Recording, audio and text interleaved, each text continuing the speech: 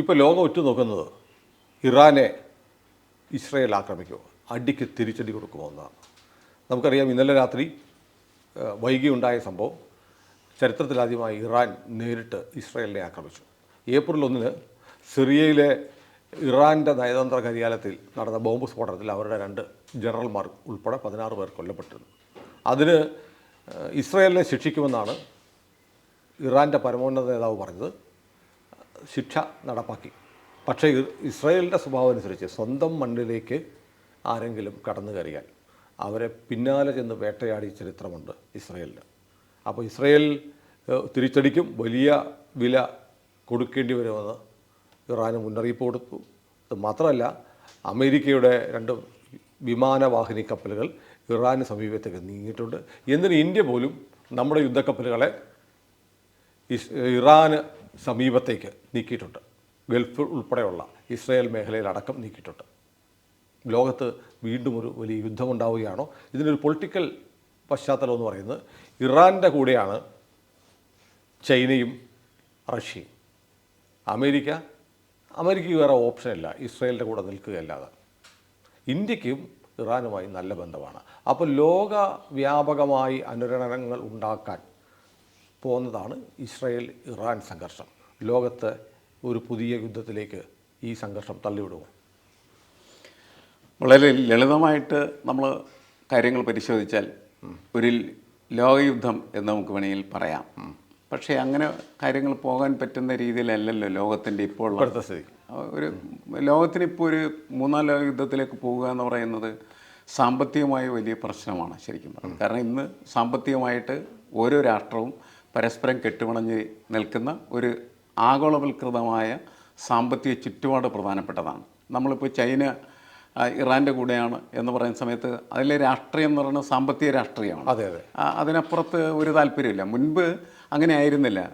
നമ്മളിപ്പോൾ 2 ശാക്തിക ചേരികളായിട്ട് ലോകം നിന്നിരുന്ന സമയത്ത്, 2 പവർ ബ്ലോക്കുകളായിട്ട് നിന്നിരുന്ന സമയത്ത് ഒരു ചേരിയുടെ കൂടെ നിൽക്കുന്നതിൽ ഉള്ള രാഷ്ട്രീയമല്ല ഇപ്പോഴത്തെ രാഷ്ട്രീയം എന്ന് പറഞ്ഞു. ഇപ്പോൾ സാമ്പത്തിക പ്രശ്നങ്ങളാണ് പ്രധാനപ്പെട്ട. സാമ്പത്തികമായിട്ട് എന്ത് താല്പര്യമാണ് ഈ കാര്യത്തിലുള്ള താല്പര്യത്തിനെ കേന്ദ്രീകരിച്ച് തന്നെയാണ് യഥാർത്ഥത്തിൽ ഓരോരുത്തരും അങ്ങനെ കൂടെ നിൽക്കുന്നത്. ശരിയാണ്, അമേരിക്കയെ സംബന്ധിച്ചിടത്തോളം ഇറാന് എതിരെ നിൽക്കുന്നതിൽ യാതൊരു വിധമായിട്ടുള്ള ശങ്കകളും അവർക്കുണ്ടാവേണ്ട കാര്യമില്ല. ഒരു ഖേദവും വേണ്ട. കാരണം ഇസ്രായേൽ എന്ന് പറയുന്നത് അതിശക്തമായിട്ടുള്ള രീതിയിൽ അമേരിക്കൻ ജീവിതത്തിൽ പടർന്നു നിറഞ്ഞു നിൽക്കുന്നതായിട്ടുള്ള ഒന്നാണ്. അതെ അതെ. അമേരിക്ക എങ്ങനെ ചിന്തിക്കണം, എങ്ങനെ ചലിക്കണമെന്ന് ജൂതനാണ് തീരുമാനിക്കുന്നത്. അത്ര ശക്തമായിട്ടുള്ള രീതിയിലുള്ള സാന്നിധ്യമാണ് ഇസ്രായേൽ അമേരിക്കയുടെ ഭരണത്തിലും അതുപോലെ മറ്റ് സംവിധാനങ്ങളും. ശരിക്കും പറഞ്ഞാൽ ലോകത്തിലെ വമ്പൻ ശക്തിയായ അമേരിക്കയെ നിയന്ത്രിക്കുന്ന ഇസ്രായേലാണെന്ന് പറയാം. അതെ, തീർച്ചയായിട്ടും അങ്ങനെ തന്നെയാണ്. അതാണല്ലോ ഓരോ സംഭവങ്ങളും നടക്കുന്ന സമയത്ത് ഇപ്പോൾ യുദ്ധം നിർത്താനായിട്ട് അമേരിക്ക പറഞ്ഞു.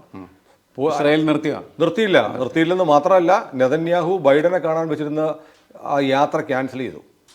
എന്നിട്ട് ബൈഡൻ നേരെ നെതന്യാഹുവിനെ വിളിക്കേണ്ടി വന്നു. അതാണ് പ്രശ്നം. അത് അത്ര സ്വാധീനം അതിൻ്റെ അകത്ത് അവർക്ക് ചെലുത്താനായിട്ട് കഴിയുന്നു എന്നുള്ളതാണ്. ഇപ്പം ചൈനയ്ക്കെന്ന് പറഞ്ഞാൽ അങ്ങനെ ഒരു പഴയ കാലത്തെ പോലെ ഒരു പൊളിറ്റിക്കൽ തീരുമാനങ്ങളില്ല എന്നുള്ളതാണ്. അവൻ്റെ തീരുമാനം മുഴുവൻ എന്ന് പറഞ്ഞാൽ കാശ് കിട്ടുന്നതിന് എന്താണ് ചെയ്യേണ്ടത്. യുദ്ധത്തിനൊന്നും പോവില്ല. ഒരു സാധ്യത എനിക്ക് തോന്നാനില്ല. കാരണം എന്ന് വെച്ചാൽ അവർക്ക് അത്തരം പോളിസികളില്ല. ഇപ്പം അവർക്ക് എങ്ങനെയാണ് ബിസിനസ് ഉണ്ടാക്കേണ്ടത്, പൈസ ഉണ്ടാക്കേണ്ടത് മാത്രമാണ്. റഷ്യയ്ക്കും പറ്റില്ല.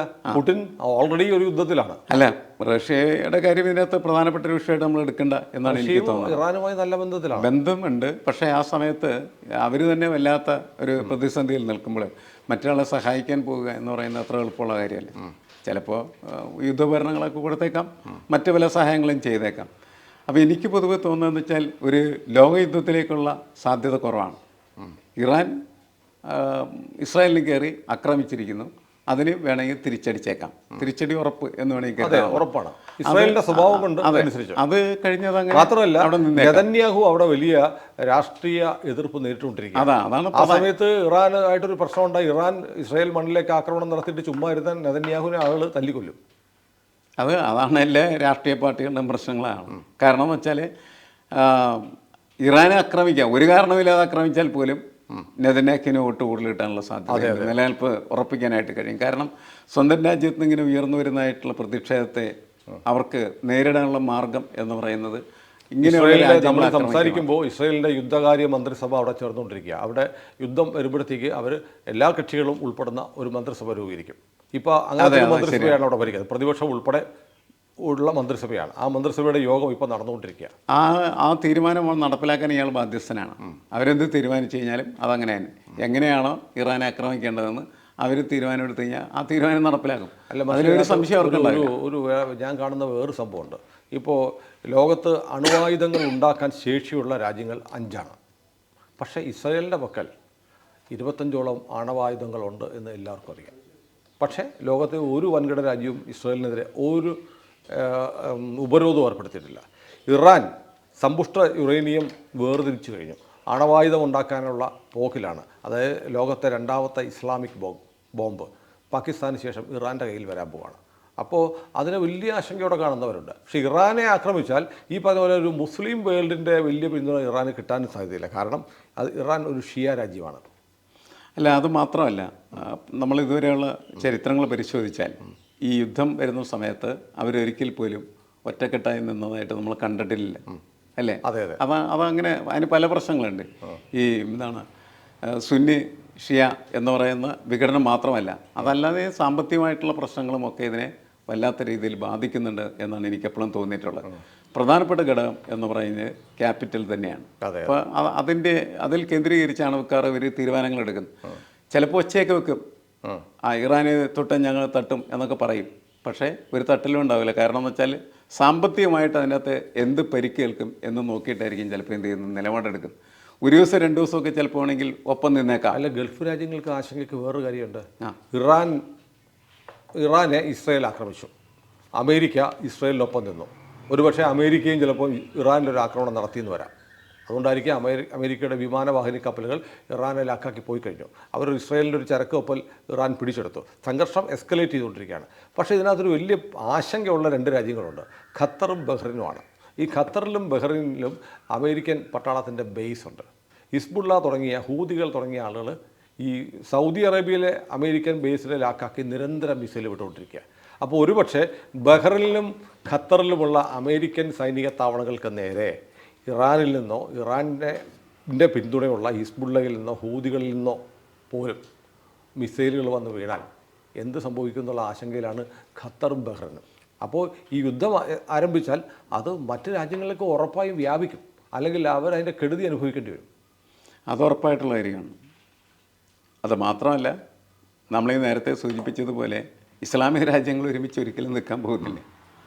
ഈ പറഞ്ഞ വിഷയത്തിൽ തന്നെ നേരത്തെ അങ്ങനെ സംഭവിച്ചിട്ടുണ്ട്, ഇനിയും അങ്ങനെ തന്നെ സംഭവിക്കും. അതുകൊണ്ട് എനിക്ക് തോന്നുന്നത് ഒരു ലോകയുദ്ധത്തിലേക്ക് അത് പോകാനുള്ള സാധ്യതകൾ വിരളമാണ് എന്നാണ് എനിക്ക് തോന്നുന്നത്. പക്ഷേ ഈ യുദ്ധം കുറച്ചുകൂടി എക്സലേറ്റ് ചെയ്താൽ, ഞാൻ നേരത്തെ ഇപ്പോൾ പറഞ്ഞ കാര്യങ്ങളൊന്നും ഞാൻ ഒന്ന് പറയട്ടെ. അതായത് ഇസ്രായേൽ ഇറാനെ ആക്രമിക്കുന്നു, അതിൻ്റെ കൂടെ അമേരിക്ക നിൽക്കുന്നു.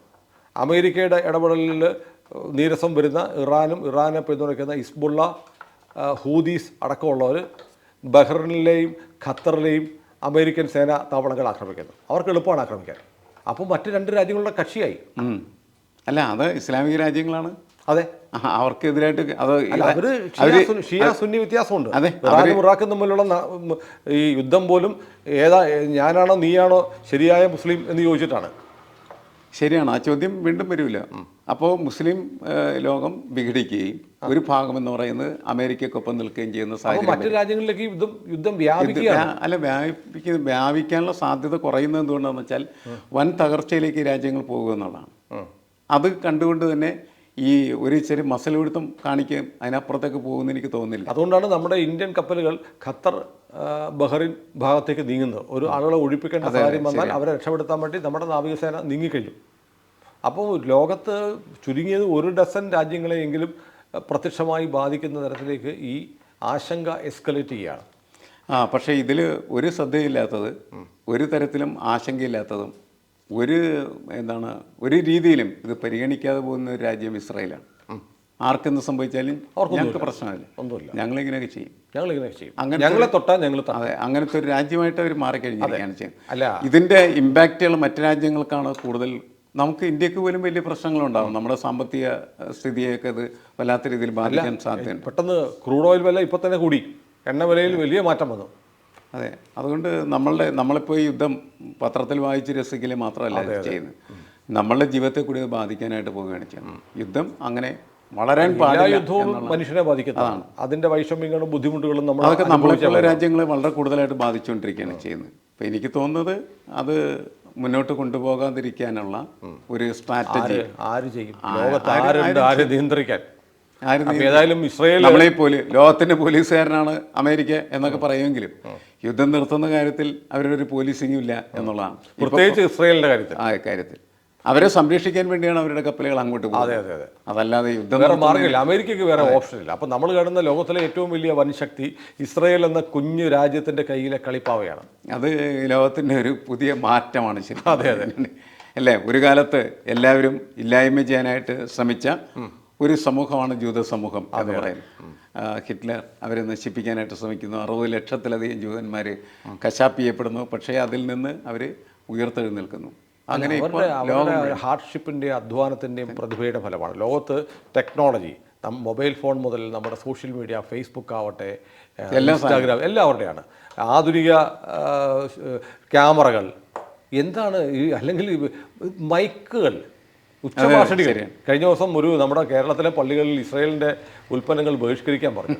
ഉച്ചഭാഷണി, ബാങ്ക് വിളിക്കുന്ന ഉച്ചഭാഷണി മൈക്രോഫോൺ ഇസ്രയേലിൻ്റെ കണ്ടുപിടുത്തമാണ്, ജൂതൻ്റെ കണ്ടുപിടുത്തമാണ്. അപ്പോൾ ഇസ്രയേലിൻ്റെ ജൂതൻ്റെ ഉൽപ്പന്നം ബഹിഷ്കരിച്ചാൽ ലോകം 15-ാം നൂറ്റാണ്ടിലേക്ക് തിരിച്ചു പോകും. അല്ല, അങ്ങനെ അവരുടെ ഉൽപ്പന്നമായിട്ട് ഇപ്പോൾ കണക്കാക്കപ്പെടുന്നില്ല. കാരണം എന്ന് വെച്ചാൽ ഈ ടെക്നോളജി എന്ന് പറയുന്നത് ആയിരിക്കാം, പക്ഷേ അത് ജൂതൻ്റെ തലച്ചോറിലൂടെ വന്ന ആശയങ്ങളാണ്. അല്ല, എന്തായാലും ജൂതന്മാരങ്ങനെ വലിയ തരത്തിൽ ആധുനിക ലോകത്തെ സ്വാധീനിക്കാനായിട്ട് കഴിവുള്ള, സ്വാധീനിക്കല്ല, നിയന്ത്രിക്കുന്ന ഒരു ഡീപ് സ്റ്റേറ്റ് പോലെ കാണാമറിയത്തിരുന്ന് ലോകത്തെ മുഴുവൻ ചലിപ്പിക്കുന്ന ശക്തിയായി ഇസ്രയേലും ജൂതന്മാരും മാറിയിരിക്കുകയാണ്. ആ കാലാവസ്ഥയിൽ ഈ യുദ്ധം എങ്ങോട്ട് പോകുമെന്ന് നമുക്ക് പ്രവചിക്കാൻ കഴിയില്ല.